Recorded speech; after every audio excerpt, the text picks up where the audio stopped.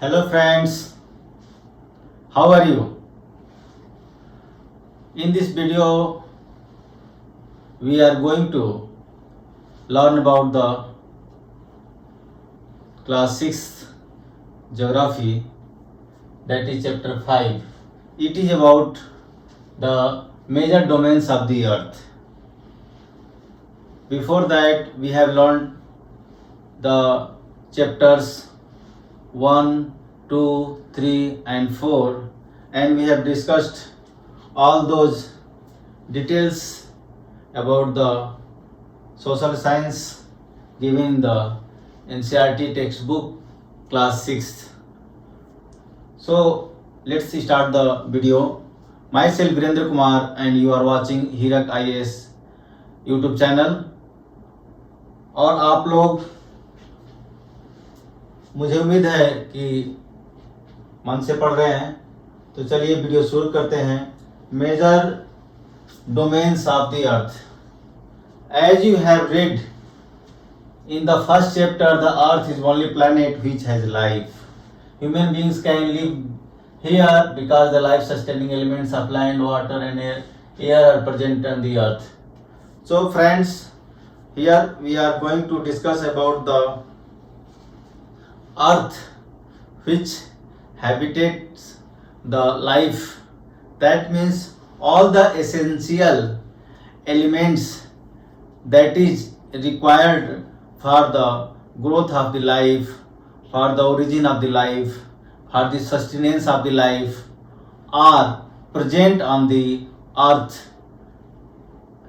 And this is the feature, this is the special thing that is found on the earth as a planet. And you know, our scientists, whether it is the ISRO scientists or the NASA's or other countries, are striving for finding the life on the another planet. So, but we are very fortunate that our earth is providing all those elements, basic communities that are required for any life, whether it is plant life or the human life, animal life requires. So the surface of the earth is a complex zone in which three main components of the environment meet, overlap and interact. So zone of the earth is not a simple thing, it is a complex, as it is written, where air, land surface, water bodies meet together, interact together, and through this process of interaction they provide the specific thing that is very beneficial to us. So what are those specific elements?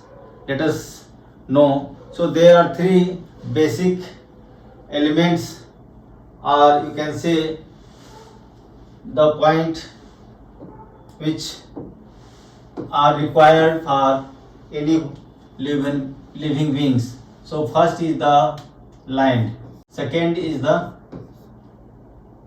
air, and third is the land, air and water. So friends, these are the three premium important elements that are required by any living beings to survive, to give origin and sustain. So friends, the sphere, or you can say the surface of the earth's crust, which provide or where we can live, is called the lithosphere. So the sphere that contains the earth's crust or thin portion of the land is called the lithosphere. The sphere which contains the air, gaseous substances are called atmosphere.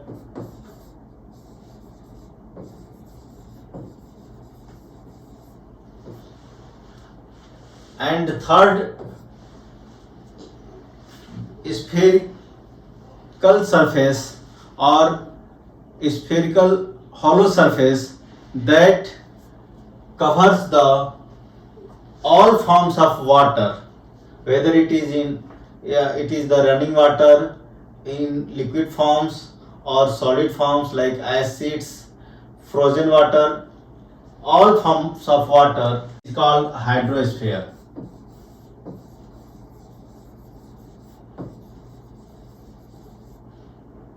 So these are the three zones, spherical zones around the earth surface, over the earth surface, which provides the basic important element where the life can sustain, can originate, right?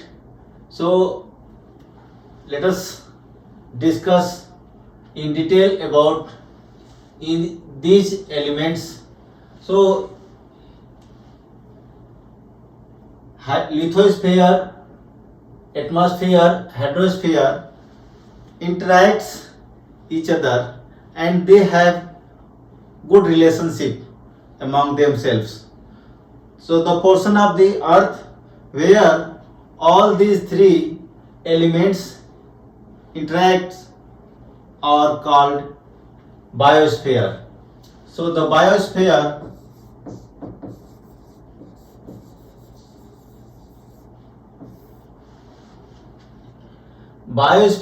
is the narrow zone where we can find land, water and air together, which contains all forms of life. So biosphere is nothing but a zone, you can say the narrow zone, where we can find all these three elements. So let us discuss in detail the biosphere. Bio means life. Bio means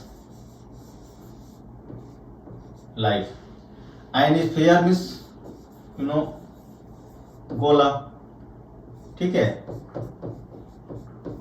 मतलब spherical space where all those three elements are found, are interacting with each other, is called the biosphere.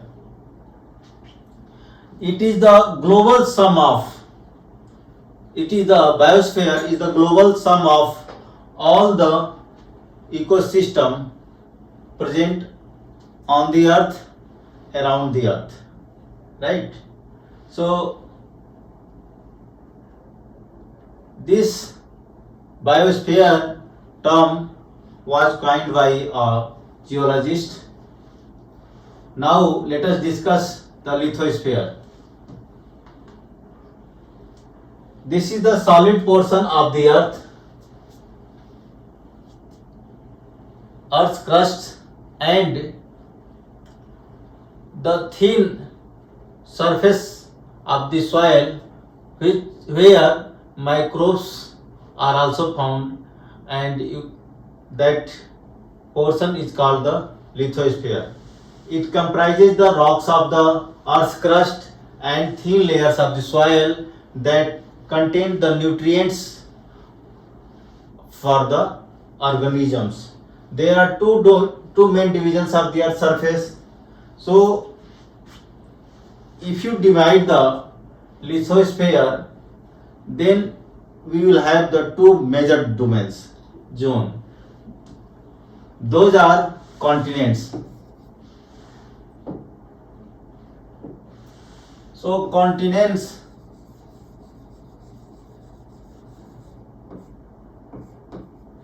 and the oceans.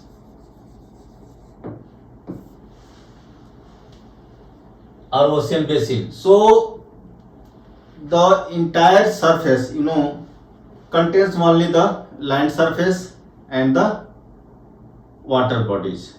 So land surface, that is big mass, is called the continents, and the big water bodies or basin is called the ocean, right?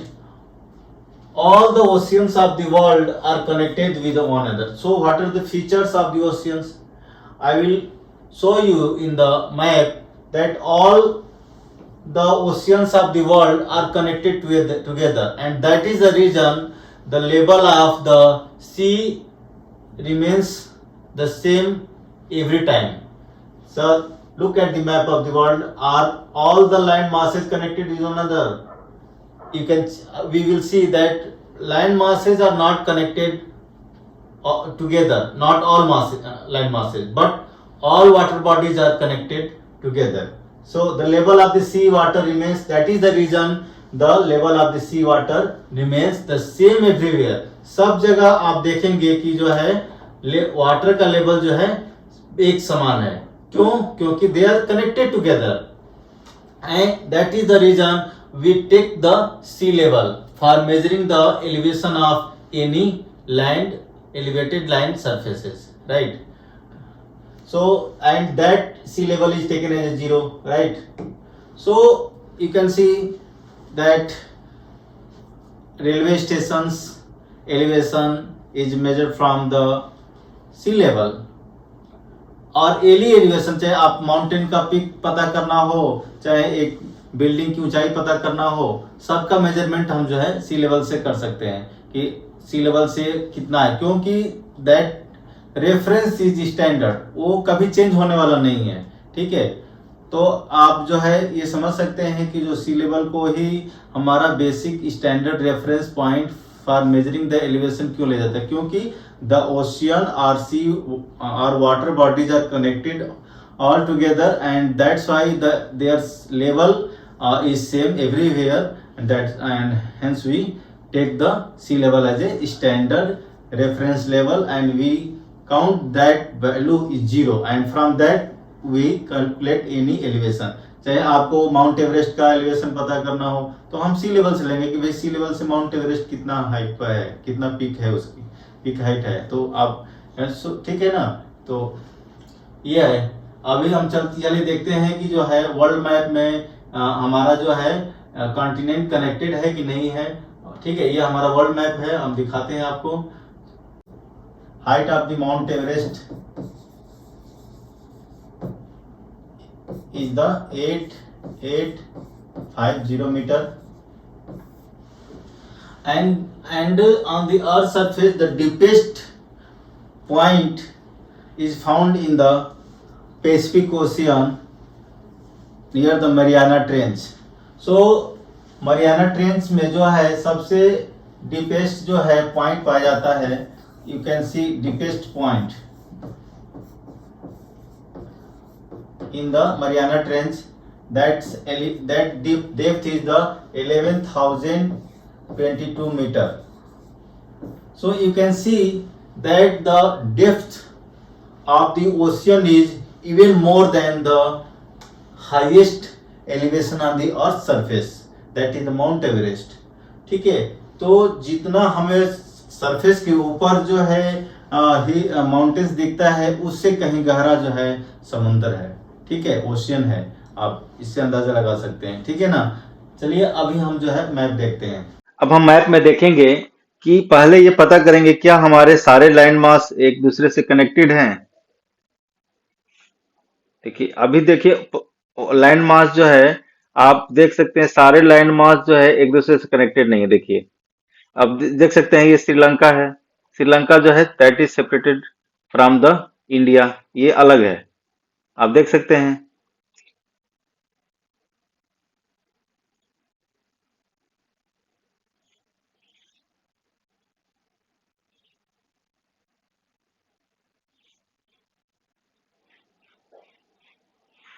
यहाँ आप दिखा सकते हैं ये Andaman and Nicobar. ठीक है, सो आपको बहुत सारा जो लैंड मास है जो सेपरेट है मेन लैंड से, तो इसका मतलब जो है all land masses are not connected together, but आप ओशियन का देख सकते हैं कि ओशियन जो है पूरी तरह से जो है सब जगह जो है कनेक्टेड है, वाटर बॉडीज जो है पूरी तरफ से चारों तरफ से कनेक्टेड है, आप देख सकते हैं। ठीक है, तो इसे इसी की इसकी वजह से जो है इसकी वजह से ही जो है हमारे सी लेवल का जो वैल्यू जो है हर जगह एक जैसा रहता है। That's why we take it as a reference point. ठीक है, now will see that continents, the there are seven major continents and these are separated by large water bodies, right? सो अभी आपको कौन कौन से सेवन कॉन्टिनेंट्स हैं? पहला जो है एशिया है। देखिए आपको एशिया में आप देख रहे होंगे, एशिया जो है ये है एशिया, आप पूरा जो है ये एशिया पोर्शन है। ठीक है, ये देखिए ये एशिया पोर्शन है। उसके बाद जो है यूरोप है, आप यूरोप देखिए, यूरोप है ये। ठीक है, यूरोप है। उसके बाद देखेंगे जो अफ्रीका है, ये आपका पूरा ये अफ्रीका है। ठीक है, थर्ड कॉन्टिनेंट अफ्रीका है। उसके बाद नॉर्थ अमेरिका है, नॉर्थ अमेरिका देखिए ये है हमारा नॉर्थ अमेरिका। ठीक है, उसके बाद जो है साउथ अमेरिका है। ठीक है, उसके बाद जो है हमारा ऑस्ट्रेलिया है। ऑस्ट्रेलिया कहाँ है? देखिए ये ऑस्ट्रेलिया है हमारा, इसको जो है कॉन्टिनेंट आइलैंड भी बोलते हैं। ठीक है, और उसके बाद अंटार्कटिका है, लास्ट हमारा जो कॉन्टिनेंट है अंटार्कटिका। सो ये आप देख सकते हैं मैप में जो है हमारा जो है सारे कॉन्टिनेंट्स जो है दिख रहे हैं और आप इनको जो है समझ सकते हैं। ठीक है, अब हम एशिया क्या है? Asia is the largest continent among all the seven continents. It covers about one third of the total land area of the earth. ठीक है, तो एक तिहाई भाग जो है पूरे लैंड का जो है एशिया में ही आता है। तो एशिया जो है वन थर्ड लैंड कवर करता है। ठीक है, अब जो है एशिया और यूरोप को कौन अलग अलग करता है? उराल माउंटेन्स करता है। ठीक है, We see that there are seven major continents, and those are Asia, Europe, Africa, North America, South America, Australia and Antarctica. So these seven continents are the large land masses, and others are the ocean basins. So let us see how they are in the descending order of their size. So पहले हम आपको इससे दिखाते हैं। देखिए हमारा, आप देख सकते हैं this is the representation of the seven continents. So आप देख सकते हैं साइज वाइज जो है ये एशिया का साइज सबसे बड़ा है, उसके बाद जो है अफ्रीका है, उसके बाद North America, then South America, उसके बाद अंटार्कटिका, देन जो है यूरोप, देन ऑस्ट्रेलिया। तो सबसे छोटा जो है क्या है? सबसे छोटा जो कॉन्टिनेंट है वो है ऑस्ट्रेलिया, और उससे बड़ा यूरोप, उससे बड़ा जो है Antarctica, then South America, then North America, then Africa, then Asia. So this is the reverse order. हाँ, largest to smallest is the Asia, Africa, North America, South America, Antarctica, Europe and Australia, and reverse from least to highest size of the continent is Australia, Europe, Antarctica, South America, North America, Africa and Asia. So this is the increasing and decreasing order of the land mass, that is continent. Now I will discuss the details about the continent, that is Asia. Asia is the largest continent of the world. It covers about one third of the total land area of the earth. Total land area जो है वो पड़ता है one third जो है Asia में पड़ जाता है। ठीक है, उसके रेस्ट जो है अदर कॉन्टिनेंट बनते हैं। So the continent lies in the eastern hemisphere.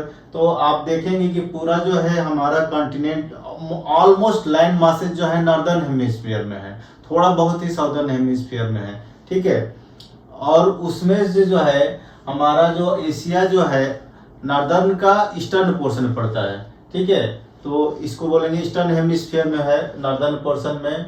And tropic of Cancer passes through this continent.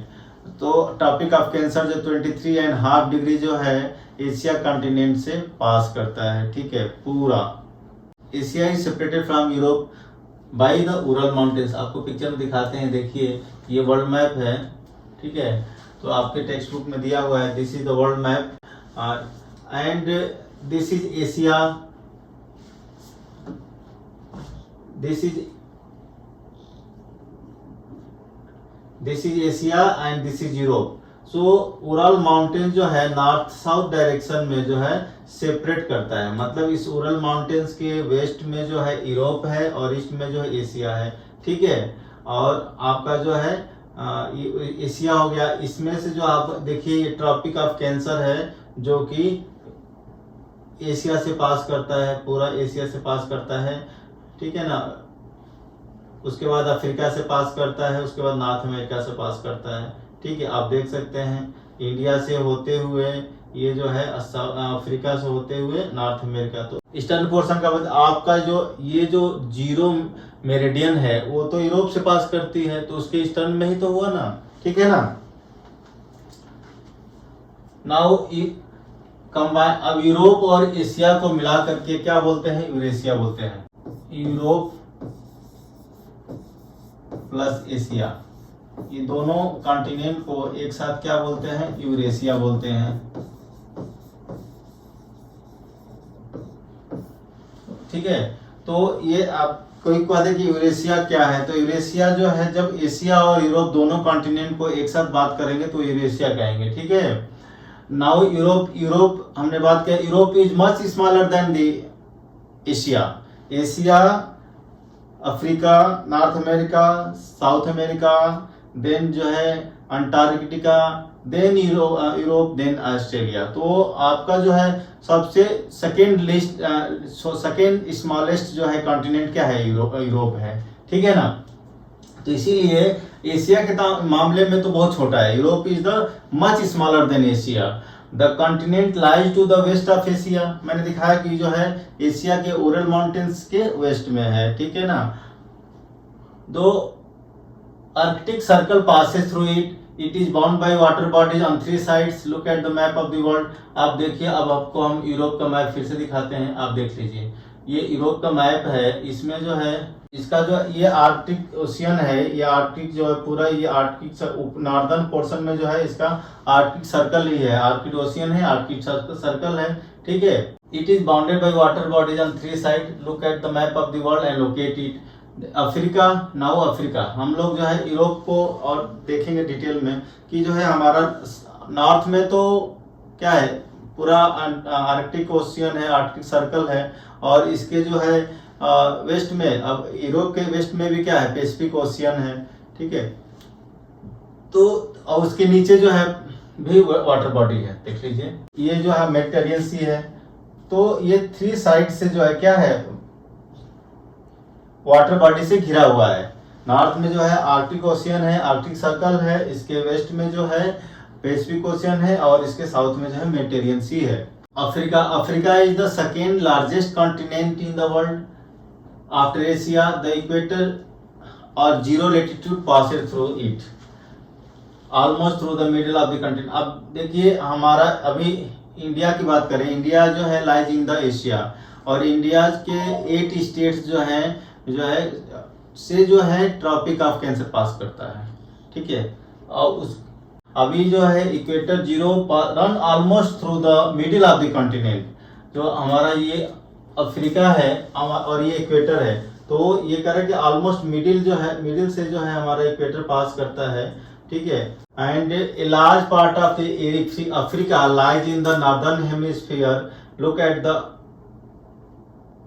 figure. You will find that it is only continent through which the tropic of Cancer, equator and tropic of Capricorn. So very interesting thing here is that आप notice कर सकते हैं कि जो Africa है कितना जो है नॉर्थ साउथ जो है इसका एक्सटेंशन है, कितना बड़ा कॉन्टिनेंट है एशिया के बाद। इसके अंदर से तीनों ही मेजर जो लाइन है, जो लेटीट्यूड लाइन है, इसमें इक्वेटर भी पास कर रहा है और ट्रॉपिक ऑफ कैंसर भी पास कर रहा है और ट्रॉपिक ऑफ कैप्रिकॉर्न भी पास कर रहा है। हीट जोन में पड़ता है अफ्रीका, इसीलिए देखते होंगे आप लोग जो है यहाँ जो है बहुत ज़्यादा गर्मी पड़ती है और यहाँ के लोग बहुत जो है डार्क कम्प्लेक्शन के होते हैं।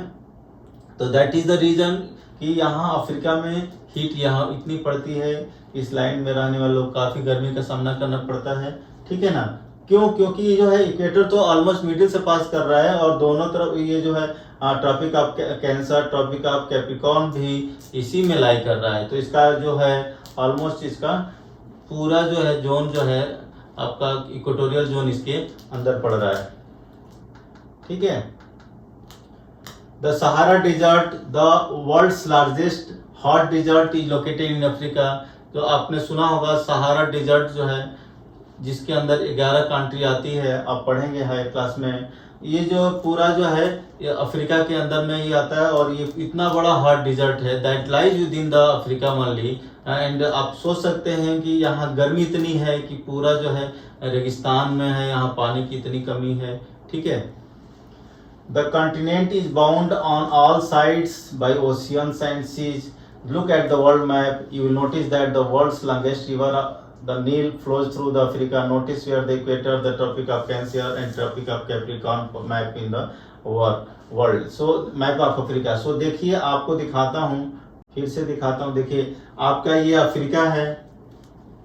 अफ्रीका जो है ये चारों तरफ से पानी से घिरा हुआ। आप देखिए ऑलमोस्ट ये देखिए नॉर्थ में मेडिटेरियन सी है और साउथ में साउदर्न ओशियन है और इसके ईस्ट में इंडियन ओशियन है। तो ये पूरी चारों तरफ से क्या है, ये पानी से ही घिरा हुआ है। थोड़ा बहुत लैंड कनेक्टेड है यहाँ, बाकी जो है ये देखिए यहाँ लैंड कनेक्टेड है, यहाँ लैंड कनेक्टेड, लेकिन मोस्टली जो है ये चारों तरफ से पानी से ही घिरा हुआ है। और इसके आप नोटिस कीजिए ट्रॉपिक ऑफ कैप्रिकॉर्न जो है इसके साउथ पार्ट से गुजर रही है, इक्वेटर इसके मिडिल से गुजर रहा है और जो ट्रॉपिक ऑफ कैंसर है वो जो है इसके नॉर्दर्न पोर्शन से गुजर रहा है। तो ये हमारा सहारा डिजर्ट है, ठीक है। और ये नील रिवर की बात करें, नील रिवर जो है आपको यहाँ नॉर्थ साउथ फ्लो करती है यहाँ पर, ठीक है। ये पोर्शन देखिए, नील रिवर जो है अफ्रीका की जो है जीवनदायिनी रिवर मानी जाती है, जिसको life line of the Africa कहते हैं। Now northern America, northern America is the third largest continent of the world after Africa. It is linked to South America by a very narrow strip of the land that is called the Isthmus of Panama, ठीक है। सो अब ये इस्मस किसको कहते हैं, जो strip land होती है जो दो बड़े लैंड को कनेक्ट करते हैं, दो बड़े लैंड मास को कनेक्ट करते हैं, उसको कहते हैं इस्मस। सो नॉर्थ अमेरिका और साउथ अमेरिका को जो पनामा के पास जो है एक पनामा जो है इस्मस ऑफ पनामा कनेक्ट करता है, ठीक है। अब मैप में देखेंगे the continent lies completely in the northern and western hemisphere. तो नॉर्दर्न अमेरिका जो है नॉर्दर्न हेमिस्फीयर में पूरी तरह से है और वो भी जो है वेस्टर्न पार्ट में है नॉर्दर्न हेमिस्फीयर का। 3 ocean surround this continent, can you name this. अब नॉर्दर्न अमेरिका जो आप जब मैप में देखेंगे तो आप देख सकते हैं नॉर्दर्न अमेरिका के ईस्ट में अटलांटिक ओशियन है, वेस्ट में पैसिफिक ओशियन है, ठीक है। और आप जो है ऊपर जो है आपका आर्कटिक ओशियन है। तो ये जो है 3 ओशियन से घिरा हुआ है, ठीक है। Now South America lies mostly in the southern hemisphere which 2 ocean surround it on the east and west. तो कौन कौन से ओशियन है जो ये आप देखिए, ये जो है हमारा जो है साउथ अमेरिका है। साउथ अमेरिका के जो है इसके ईस्ट में अटलांटिक ओशियन है और वेस्ट में पैसिफिक ओशियन है। तो ईस्ट और वेस्ट में Atlantic and Pacific ocean respectively इसको सराउंड करते हैं। और साउथ में तो हमारा जो है साउदर्न ओशियन है ही, दैट इज अंटार्कटिक ओशियन, ठीक है। Indies the largest Andes mountain, that the world's longest mountain range runs through its length from north to south। तो आपका जो इंडीज माउंटेन जो है आपका इसी में ही रन करती है यहाँ पे, ठीक है। आप देख सकते हैं, आप डिटेल में मैप में भी देख सकते हैं, जो इंडीज माउंटेन है नॉर्थ टू साउथ रन कर रही है साउथ अमेरिका में, ठीक है। एंड और another thing is that the world's largest river also flows in the South America, that is known as the Amazon River.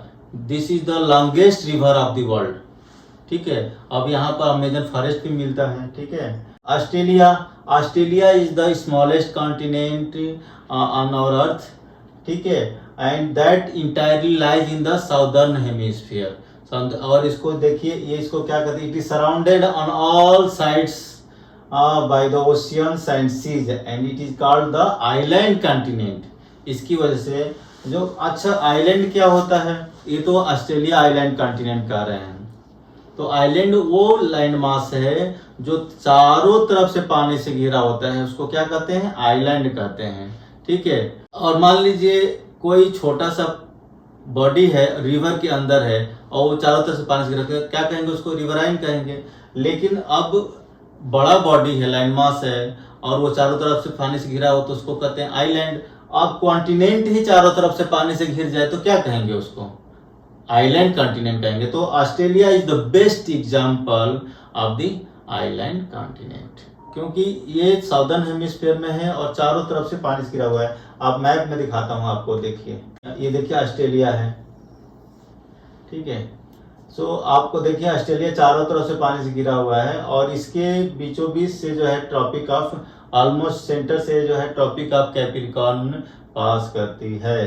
ठीक है, आप यहाँ भी देख सकते हैं जो है ऑस्ट्रेलिया का मैप कितना डिटेल में है. आप जो है इसके सेंटर से जो है ट्रॉपिक ऑफ कैप्रिकॉर्न पास कर रही है और ये जो है चारों तरफ से पानी से घिरा हुआ है, मतलब ओशियन एंड सी से घिरा हुआ है, इसलिए इसको आइलैंड कॉन्टिनेंट कहते हैं. ठीक है, now last continent that is Antarctica, completely in the southern hemisphere, is a huge continent. Antarctica जो है कितने नंबर कॉन्टिनेंट है, एशिया हुआ, अफ्रीका हुआ, northern America, then southern America, 5th number का कॉन्टिनेंट है. तो इसलिए जो है ये क्या कर रहे हैं, huge continent, 5th largest continent of the world. अभी South Pole lies almost at the centre of this Antarctica. अब साउथ पोल आपको दिखाएंगे, आप पिक्चर में देखिए, यहाँ पर पूरा जो है साउथ, ये आपको जो है अंटार्कटिका का पूरा जो है ये दिख रहा है, आइस शीट दिख रहा है, इसके सेंटर में बीचों बीच में जो है साउथ पोल है. ठीक है, as it is located in the southern polar region, it is permanently covered with thick ice sheet. तो आप जैसा देख सकते हैं पिक्चर में जो है पूरा का पूरा जो है आइस शीट से ये घिरा हुआ है. यहाँ पर पूरा जो हमेशा जो है ठंड रहती है, इसको फ्रिजिड जोन भी बोलते हैं. और यहाँ पर जो है पूरी आइस शीट है, यहाँ पर जो है हैबिटेट नहीं है, कोई भी परमानेंट जो है यहाँ पर ह्यूमन का कोई भी परमानेंट सेटलमेंट नहीं है. बट जो है कुछ रिसर्च सेंटर जो है अलग अलग कंट्री का बना हुआ है, हमारे देश का, इंडिया का भी जो है यहाँ रिसर्च स्टेशन है. सो फ्रेंड्स, अब तक हम लोगों ने जो है लिथोस्फीयर की बात किया, जिसके अंदर जो है हमने कॉन्टिनेंट पढ़े. ठीक है, डिफरेंट जो है ओशियन का देखे. लेकिन अब जो है थोड़ा सा बेसिक डिफिनेशन पढ़ लेते हैं. जो है हमारा अभी आप लोग को बताया कि जो है इस्मस क्या होता है. Isthmus is a narrow strip of the land that connect the two land masses, big land masses. ठीक है, वैसे जो है हमारा देखिए स्टेट क्या होता है, स्टेट का definition. So strait is a narrow passage of water connecting two large water bodies. इसके पहले हमने इस्मस को डिस्कस किया. इस्मस क्या है, ये नैरो स्ट्रिप ऑफ लैंड है that connects the two land masses. ये दो यहाँ पर जैसे इस्मस ऑफ पनामा है, नॉर्थ अमेरिका और साउथ अमेरिका को यहाँ जोड़ रहा है. ठीक है, इसको इस्मस कहते हैं. यहाँ पर जो है स्टेट जस्ट इसका अपोजिट है. ये इस्मस स्टेट क्या होता है, जो टू वाटर बॉडीज को कनेक्ट करता है, टू लार्ज वाटर बॉडीज को. जैसे अब यहाँ देखिए पाक स्टेट है, पाक स्टेट क्या कर रहा है, यहाँ जो है इस वाटर बॉडीज और इस वाटर बॉडीज को क्या कनेक्ट कर रहा है, जो कि जो है जो इंडिया और श्रीलंका के बीच में है. यहाँ पर जो कनेक्शन है, यहाँ पर ये पाक स्टेट है जो दोनों तरफ के वाटर बॉडीज को कनेक्ट करता है, that lies between the India and Sri Lanka. ठीक है, so friends, till now we discuss the lithosphere continent discuss किया. अब हम लोग जो है हाइड्रोस्फीयर जो है सेकेंड जो है basic element of the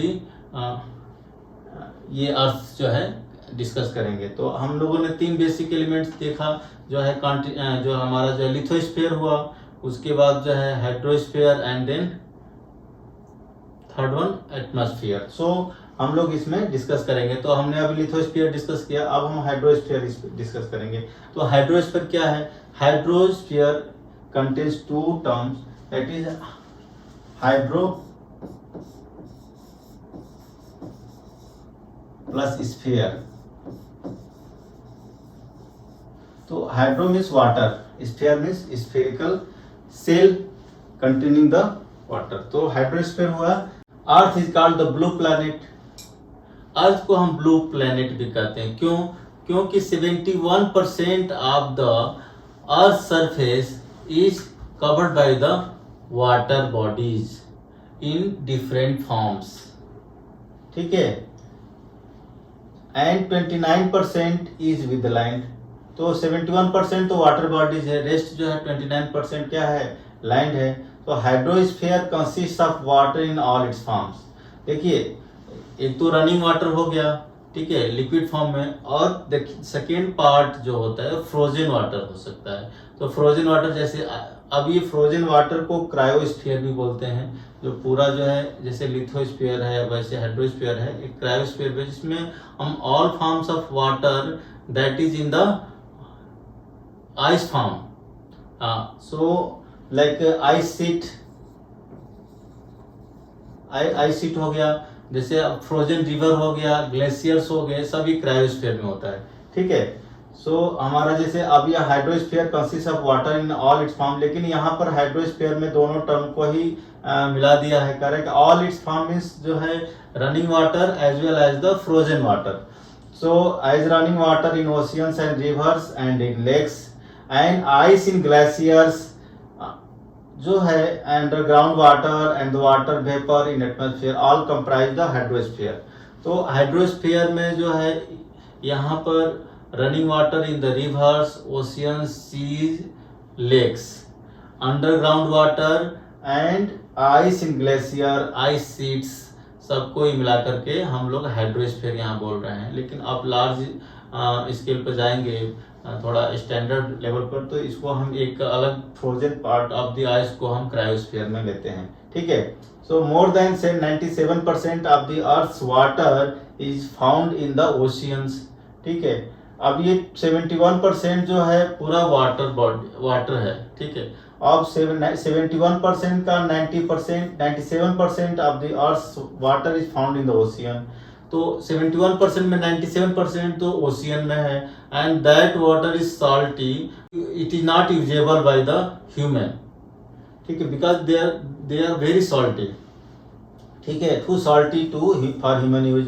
A large portion of the rest of the water is in the form of ice sheets and glaciers are under the ground. सो आपका 71% का जितना लैंड पूरा जो लैंड वो जो अर्थ सरफेस उसका 71% जो है क्या है? वाटर है। उसका 97% जो है आपका जो है क्या है?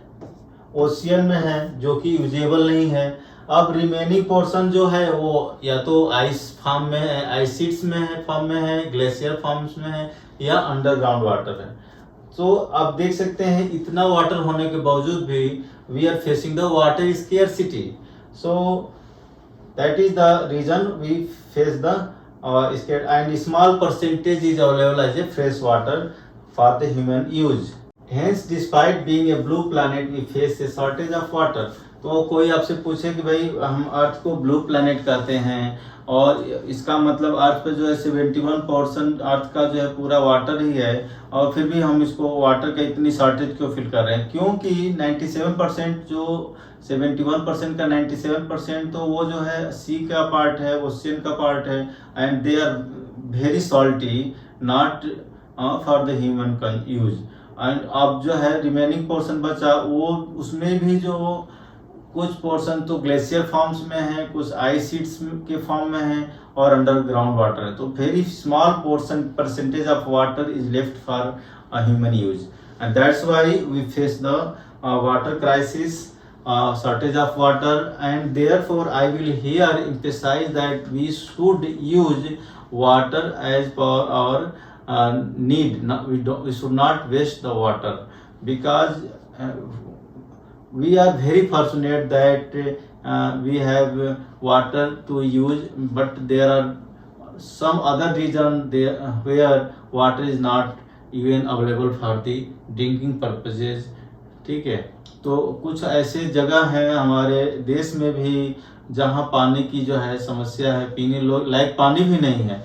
और हमारे यहाँ कभी कभी ऐसा नॉर्दर्न इंडिया में तो आप देखिए, जैसे यूपी हुआ, बिहार हुआ, जो यहाँ पर पानी जो है ऐसे वेस्टेज करते हैं, ड्रेन में ऐसे बहा रहे हैं। तो ऐसा नहीं होना चाहिए, हमें पानी का जो है सही इस्तेमाल करना चाहिए, कम से कम यूज करना चाहिए, जितनी जरूरत हो उतना हमें। We should not waste the water, right. Now oceans are the major part of the hydrosphere. So हमने हाइड्रोस्फीयर में देखा रनिंग वाटर है, फ्रोजन वाटर है, ठीक है। तो हाइड्रोस्फीयर का बहुत बड़ा पार्ट जो है ओशियन है। They are all interconnected. हमने शुरू में ही बताया कि जो है ओशियंस और सी ऑल इंटरकनेक्टेड हैं। That's why their levels are same and that is taken as a zero level, zero value.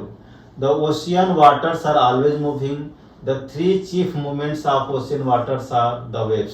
So ocean water हमेशा मूव करता रहता है, और इसके मूवमेंट को तीन कैटेगरी में ले सकते हैं। वेव्स ले सकते हैं, टाइड्स ले सकते हैं, ओशियन करंट। आप पिक्चर में देख सकते हैं वेव्स का फॉर्म ऐसे दिखता है, और जो है टाइड्स में जो है दो तरह की टाइड्स होती हैं, लो टाइड्स, हाई टाइड्स, आप पिक्चर से क्लियर है। और उसके ओशियन करेंट्स होती हैं। Now the 5 major oceans are, तो हमारा टोटल सबसे जो मेजर ओशियन बॉडीज है वो 5 है। That is Pacific Ocean, Atlantic Ocean, Indian Ocean, Southern Ocean and Arctic Ocean. So आपको मैं पिक्चर में दिखाता हूँ। देखिए यहाँ पर जो है आपको इस टेक्स्ट में देख सकते हैं, यहाँ पर देखिए ये हमारा पैसिफिक ओशियन है, इस पोर्शन में भी है और इधर भी है, ठीक है। यदि ग्लोब को ओपन करके ग्लोब पर रखा हुआ है, ग्लोब के दूसरे पोर्शन में जो पैसिफिक ओशियन है, और ये सेंटर में जो है America, both America, north America, South America, और अफ्रीका और यूरोप के सेंटर में क्या है, नॉर्थ साउथ क्या है, ये अटलांटिक ओशियन है। और ये हमारा साउदर्न ओशियन है, आप देख सकते हैं साउदर्न ओशियन है, ये इंडियन ओशियन है, और ये आर्कटिक ओशियन है। So there are 5 ocean, 1 2 3 4 5। 5 major oceans are the part of the hydrosphere. Now Pacific Ocean is the largest ocean. It is spread over 1/3 of the earth. ठीक है, जैसे हमने बताया कि 71% पार्ट्स तो अर्थ का सरफेस का क्या है, वो वाटर बॉडीज है।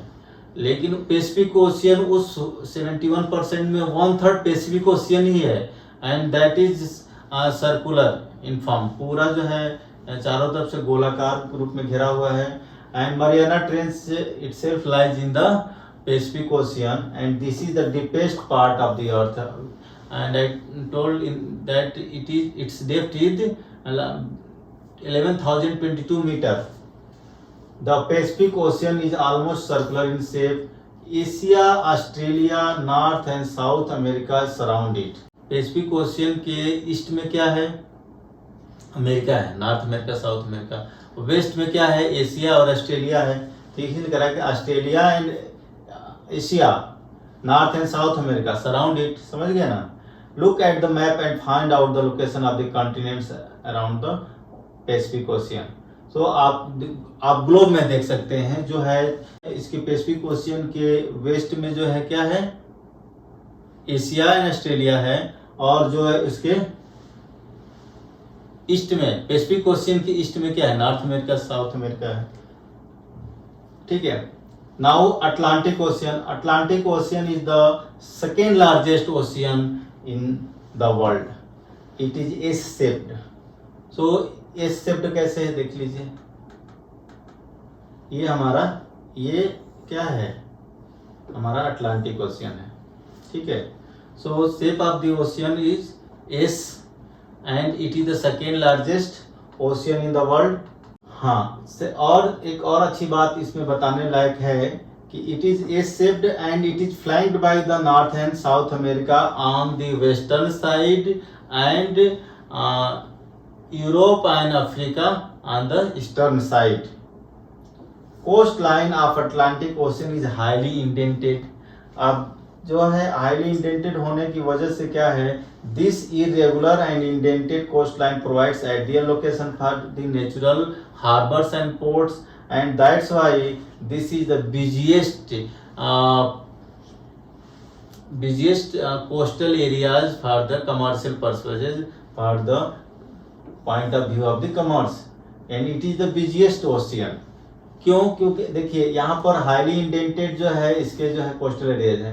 हाईली इंडेंटेड का मतलब, इंडेंट तो पता है मार्जिन ज्यादा है यहाँ पर. अब ये जो है इरेगुलर शेप है, ठीक है. इरेगुलर शेप होने की वजह से वाटर जो है लैंड तक काफी अंदर तक चली जाती है, और मतलब गहराई कम होते हुए, ये ओशन तो गहरा है लेकिन जो है थोड़ा ऊपर पानी जो है लैंड के ज्यादा अंदर तक जाता है. इसकी वजह से जो है पूरा जो है हमारा पोर्ट के लिए, हार्बर्स के लिए यूज कर सकते हैं. शिप जो है लैंड के अंदर पोर्शन तक जा सकती है. So that's why it provides the good place for the commerce, port, harbours and businesses. The Indian ocean is the only ocean named after a country. अब हम जो है थर्ड लार्जेस्ट ओशियन की बात कर रहे हैं, दैट इज हिंद महासागर, इंडियन ओशियन, और इसका नाम जो है इंडिया के नाम पर रखा गया है, Indian ocean. The shape of the ocean is almost triangular. तो इंडियन ओशियन का शेप कैसा है? ट्रायंगुलर है, ठीक है. In the north it is bound by the Asia, in the west by Africa and the east by Australia. तो आप Indian ocean को फिर से मैं दिखाता हूँ, आप देख लीजिए. इंडियन ओशियन है ये हमारा, ठीक है. ये इंडियन ओशियन है. तो ये ट्रायंगुलर शेप में कह रहे हैं. ये देखिए ये जो शेप जो है, इसका जो शेप ऐसे बता रहे हैं कि जो है हमारा ये ट्रायंगुलर शेप है. तो इसके ट्रायंगुलर शेप का ऐसा ही मतलब है यहाँ पे. तो यहाँ पर इसके इंडियन ओशियन के वेस्ट में अफ्रीका है, और ईस्ट में ऑस्ट्रेलिया है, और इसके नॉर्थ में जो है एशिया है, ठीक है. Southern ocean encircles the continent of the Antarctica and extends northward to 60 degree south latitude. तो 60 डिग्री साउथ लैटिट्यूड जो है तक जो है अंटार्कटिक ओशियन फैला हुआ है, और ये पूरा का पूरा जो है साउदर्न पोर्शन में है, साउदर्न हेमिस्फीयर में है, और जो है ये क्या करता है, अंटार्कटिक कॉन्टिनेंट को पूरा घेरे हुआ है. ये कौन सा? ये साउदर्न ओशियन, और इसको अंटार्कटिक ओशियन भी कह सकते हैं मोस्टली. ये साउदर्न ओशियन के नाम से Arctic. And the last one is the Arctic ocean. Arctic ocean is located with the Arctic circle and surrounds the North Pole. जो आपको दिखाया, ये जो है हमारे मैप में देखिए, जो है ये जो है आर्कटिक ओशियन है, और ये आर्कटिक सर्किल है, यही नॉर्थ पोल है. तो नॉर्थ पोल जो है को जो ये पूरा जो है ओशियन घेरा हुआ है चारों तरफ से, ठीक है. So it encircles the North Pole. It is connected with the Pacific Ocean by a narrow stretch of shallow water known as Bering straight.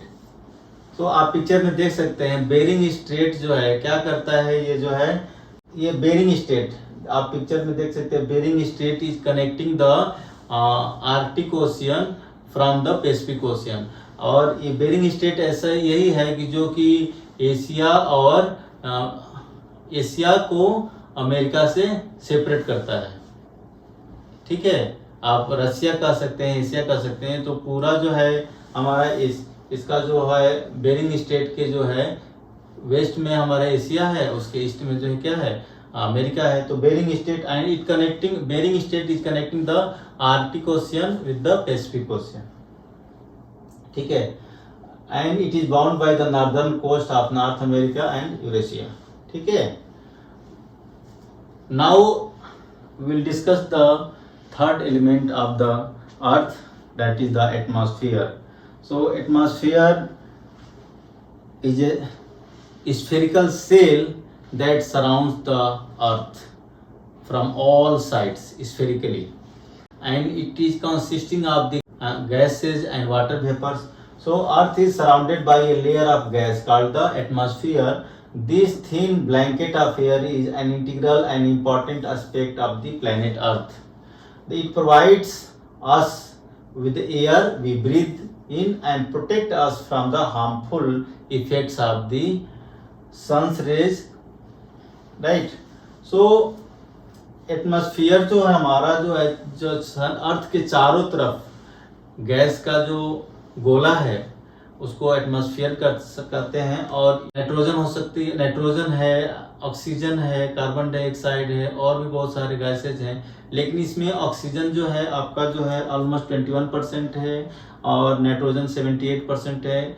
जो मेजर कंपोनेंट ऑफ जो गैसेज हैं एटमॉस्फेयर का वो है नाइट्रोजन 78%, ऑक्सीजन 21%, तो total जो है 99% तो यही दोनों गैसेज हैं। रेस्ट 1% में आपका सारी गैसेज हैं, ठीक है। और हमारा जो नाइट्रोजन है वो लाइफ के ग्रोथ के लिए हेल्पफुल होता है, ऑक्सीजन जो है हम लाइफ सस्टेनेंस के लिए इम्पोर्टेंट है, और कार्बन डाइऑक्साइड जो है जो प्लांट्स के लिए ग्रोथ के लिए, प्लांट्स के ब्रीदिंग के लिए जरूरी है। तो ठीक है, so the atmosphere extends up to a height of about 1600 kilometre. Earth से 1600 किलोमीटर ऊंचाई तक एटमॉस्फेयर फैला हुआ है, ठीक है, समझ रहे हैं। लेकिन ये यूनिफॉर्मली नहीं है, ये कहीं इसकी हाइट ज़्यादा है तो कहीं कम है। इसको जो इक्वेटोरियल रीजन में इसकी हाइट ज़्यादा है, ठीक है, और पोलर पे इसकी हाइट कम है। तो देखेंगे उसको हायर क्लासेज में। The atmosphere is divided into 5 layers based on the composition, temperature and other parameters. तो जो पूरा एटमॉस्फेयर है उसको थिन स्फेरिकल सेल में डिवाइड किया गया है। स्फेरिकल सेल क्यों कह रहा हूँ, क्योंकि अर्थ एक पूरा स्फेरिकल शेप में है और इसके चारों तरफ का जो स्फीयर है वही तो एटमॉस्फेयर है, और उस एटमॉस्फेयर को डिफरेंट लेयर में बांटेंगे तो स्फेरिकल सेल ही बनेगा। तो ये 5 डिफरेंट लेयर्स हो गया, स्फेरिकल सेल हो गया, और ये जो किस आधार पर बांटा गया है, टेम्परेचर, प्रेशर और अदर पैरामीटर्स के आधार पर बांटा गया है। तो ये कौन कौन से हैं? 5 लेयर्स, ट्रोपोस्फेयर है, स्ट्रेटोस्फेयर है, मेसोस्फेयर है, थर्मोस्फेयर है, एक्सोस्फेयर है। So as you move from away from the earth surface, तो फर्स्ट जो लेयर है एटमॉस्फेयर का उसको बोलते हैं ट्रोपोस्फेयर, ठीक है। उसके बाद जो नेक्स्ट लेयर है उसको स्ट्रेटोस्फेयर बोलते हैं, उसके बाद मेसोस्फेयर है, थर्मोस्फेयर है, एक्सोस्फेयर। इनका जो अलग अलग लेयर्स हैं, इनका अलग अलग इम्पोर्टेंस है, उसको हम जो है नेक्स्ट क्लासेस में पढ़ेंगे। ट्रोपोस्फेयर और स्ट्रेटोस्फेयर के बीच में जो ब्रेक होता है, जो पॉज होता है, उसको ट्रोपोपॉज बोलते हैं, ठीक है। ऐसे और भी चीजें हैं जो हम नेक्स्ट क्लास में पढ़ेंगे। ये exosphere is the exterior portion of the atmosphere that is connecting the outer space, right? The atmosphere is composed mainly of nitrogen, जो 99% तो नाइट्रोजन ऑक्सीजन है, 1% जो है अदर गैसेज हैं। और आपको पता हो ग्लोबल वार्मिंग जो है सिर्फ जो है कार्बन डाइऑक्साइड के 0.03% की वजह से ही इतना गर्मी है। और कार्बन डाइऑक्साइड हमें जो है प्रोटेक्शन भी प्रोवाइड करती है, जैसे ये क्या करती है, ये हीट को ऑब्जॉर्ब करती है और इससे हमारे एनवायरनमेंट को वार्म रखती है। लेकिन यदि कार्बन डाइऑक्साइड की वैल्यू ज़्यादा बढ़ जाए तो हमें ज़्यादा ही हीट मिलने लगेगी, ज़्यादा हमें गर्मी महसूस होगी। तो इसकी वजह से जो है एक अलग ही परेशानी की क्रिएट हो जाती है, जिसको हम ग्लोबल वार्मिंग कहते हैं, ठीक है। The density of the atmosphere varies with height. It is maximum at the sea level and decreases rapidly as you go up.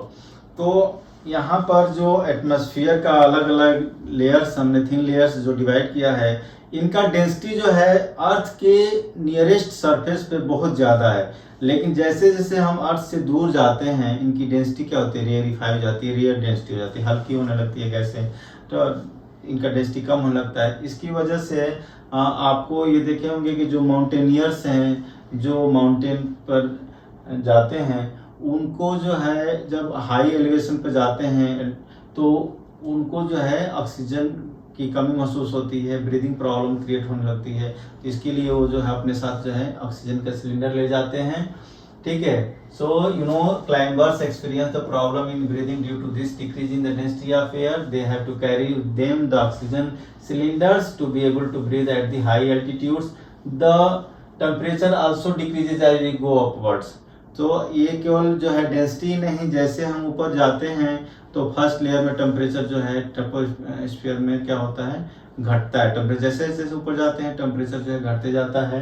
फिर जो एक पॉज आता है जिसको ट्रोपोपॉज कहते हैं। The atmosphere exerts pressure on the earth. अब यहाँ प्रेशर की बात कर रहे हैं कि जो है atmosphere exert pressure on the earth. आप ये बताइए जो हमारे ऊपर जो लोड है, एटमॉस्फेयर का भी हमारे ऊपर लोड है। यदि एटमॉस्फेयर ना हो तो हमारे ये बाहर का एटमॉस्फेयर का प्रेशर और हमारे अंदर का इंटरनल प्रेशर दोनों बैलेंस है तो हम लोग जो है हैप्पी हैं, हेल्दी हैं।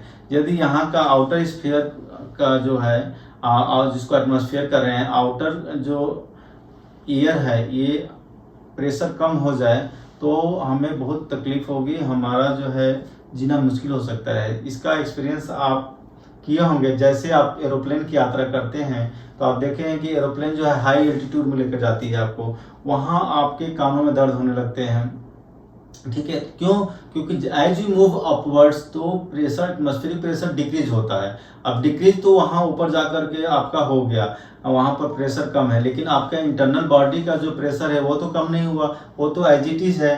तो आपका इंटरनल प्रेशर ज़्यादा फील होगा आउटर प्रेशर के तुलना में। तो आपको जो है कानों में दर्द होने लगता है, आपको ज़्यादा दिक्कत हो सकती है। तो आपके जो ब्लड वेजल्स है वो भी जो है बस्ट हो सकते हैं। ऐसी सिचुएशन कभी कभी हो सकती है ज़्यादा एलिवेशन ऊपर जाने पर, क्योंकि इंटरनल प्रेशर ज़्यादा रहेगा हमेशा, मतलब जितना है उतना ही, बाहर का प्रेशर कम कर दिया जाए तो ये प्रॉब्लम क्रिएट हो जाती है। तो हम यहाँ पे ये डिस्कस कर रहे हैं कि जो है जैसे हम ऊपर जाते हैं एटमॉस्फेयर का प्रेशर कम होता जाता है, ठीक। Movement of air from high pressure to low pressure is called the wind. Now the point comes here is the biosphere. आपका जो है, यदि हम एक स्फीयर ये खींचें और दूसरा स्फीयर ये खींचें और तीसरा स्फीयर अच्छे से खींच लेते हैं तो आप देख सकते हैं कि दिस पोर्शन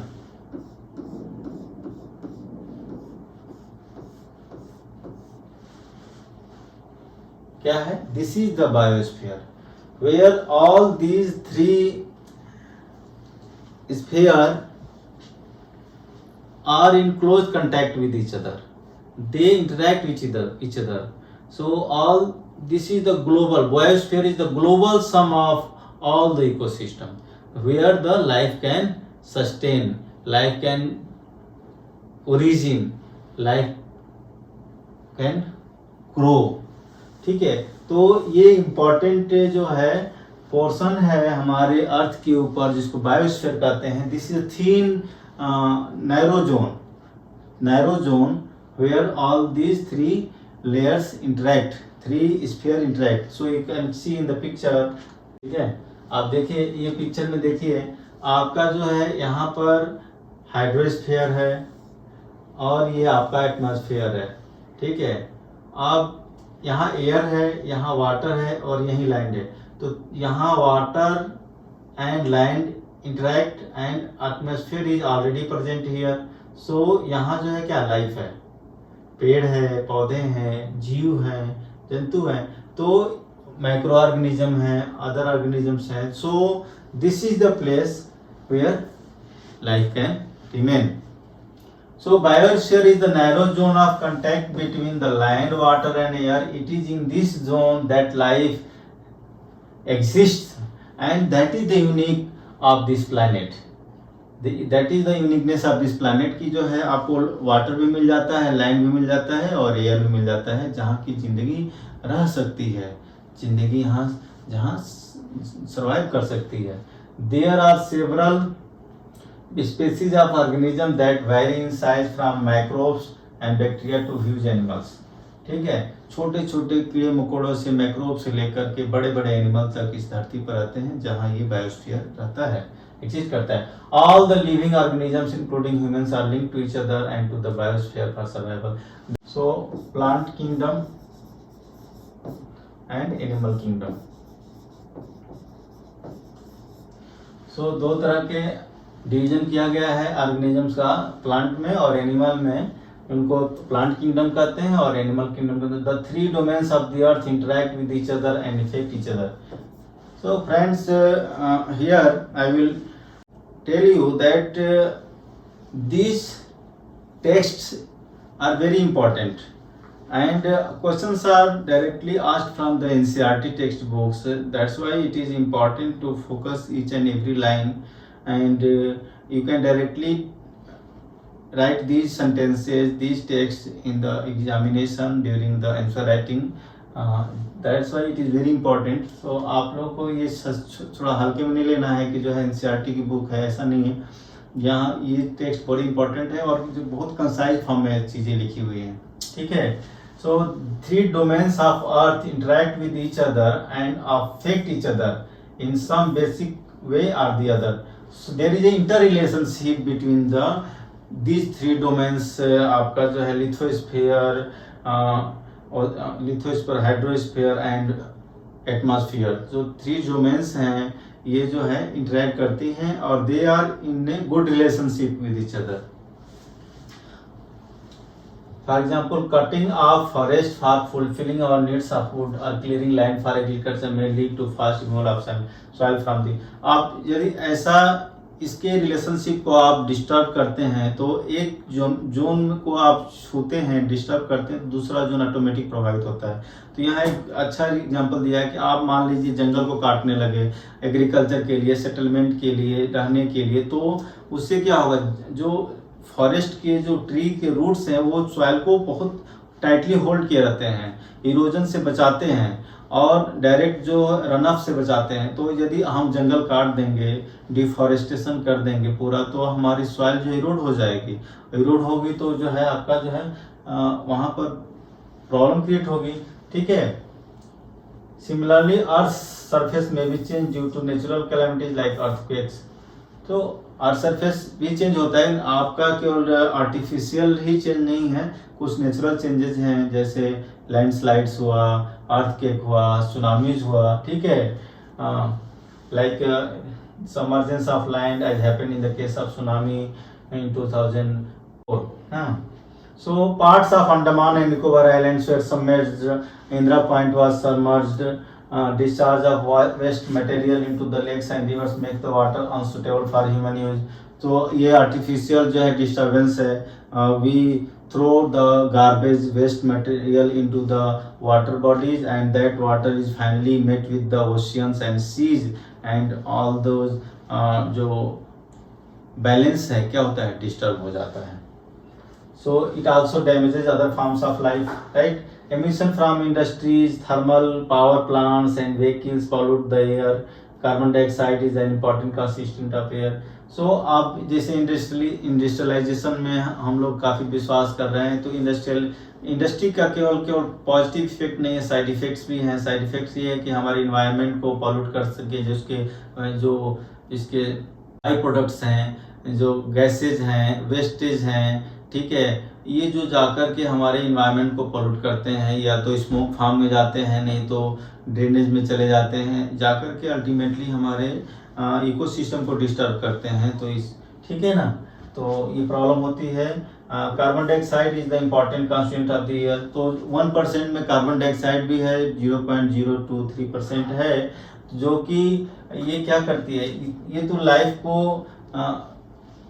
प्लांट लाइफ को ज़्यादा सपोर्ट करती है, ग्रोथ करने में मदद करती है और हमारे अर्थ के इन्वायरमेंट को वार्म प्रोवाइड कर। लेकिन इसका इंक्रीज हो जाए, but increase in the amount of carbon dioxide leads to increase in the global temperature, that is known as the global warming. So ये जो है क्या करती है, अब ये ट्रैप करने लगती है हीट को। ट्रैप हीट करने से जो है आपका जो है green house gas effect create हो जाता है और इसकी वजह से टेम्परेचर, ग्लोबल टेम्परेचर मतलब अर्थ का ऊपर टेम्परेचर बढ़ने लगता है और यदि टेम्परेचर बढ़ेगा तो नुकसान होगा, हमें तकलीफ होगी। आप देख रहे हैं अभी समर में इतना 48-49 डिग्री टेम्परेचर जो है नॉर्दर्न इंडिया फेस कर रही है। तो इसका जो है ये ग्लोबल वार्मिंग का ही इफेक्ट है, ठीक है। There is thus a need to limit the use of resources of the earth to maintain the balance of nature between the domains of the lithosphere, atmosphere and the hydrosphere. So हमारा दायित्व तो क्या है, what is our responsibility is to use the resources of the earth in a balance manner. हमें बड़ी समझदारी के साथ और रिस्पॉन्सिबिलिटी के साथ जो है हमें अपने अर्थ के रिसोर्सेज का यूज़ करना है, ताकि नेक्स्ट जनरेशन के लिए जो है समस्या पैदा ना हो जाए कि उनका सर्वाइवल मुश्किल हो जाए, वाटर की स्केर्सिटी हो जाए, या ग्लोबल वार्मिंग जो है बढ़ जाए, तो हमारे ग्लेशियर के वाटर जो ग्लेशियर्स के जो आइस शीट मेल्ट हो जाए और सी लेवल इंक्रीज हो जाए, मोस्टली जो है most of the coastal area submerge हो जाए, तो बहुत सारी प्रॉब्लम हो जाएंगी यदि हम अपने रिसोर्सेज का सही इस्तेमाल नहीं करते हैं, मिसयूज होने से बचाते नहीं हैं। तो ये सारी चीज़ें हैं जो कि ज़रूरी हैं हमें एज ए एडुकेटेड सिटीजन और ये होने का नाते। तो आप जो है ये हमारा जो है इस चैप्टर 5 में सारा डिटेल्स डिस्कस किया हमने। उम्मीद है कि आपको ये वीडियो जो है फ्रूटफुल रहेगा, आपको पसंद आएगा और आपके काम का भी रहेगा। तो फ्रेंड्स, यदि आपको ये वीडियो अच्छा लगा तो आप जो लाइक कीजिए, अपने फ्रेंड्स में शेयर कीजिए, और चैनल हीरक IAS को सब्सक्राइब कर लीजिए। अभी बाद में भूल जाते हैं आप लोग, तो अभी सब्सक्राइब कर लीजिए, और आप जब भी हम वीडियो डाल रहे हैं आपको मिल जाएगा। ठीक है, तो आप और भी वीडियो जो है हमने चैनल पर डाल रखा है, आप उनको जाकर देखिए और उनका फ़ायदा लीजिए। Thank you, bye bye.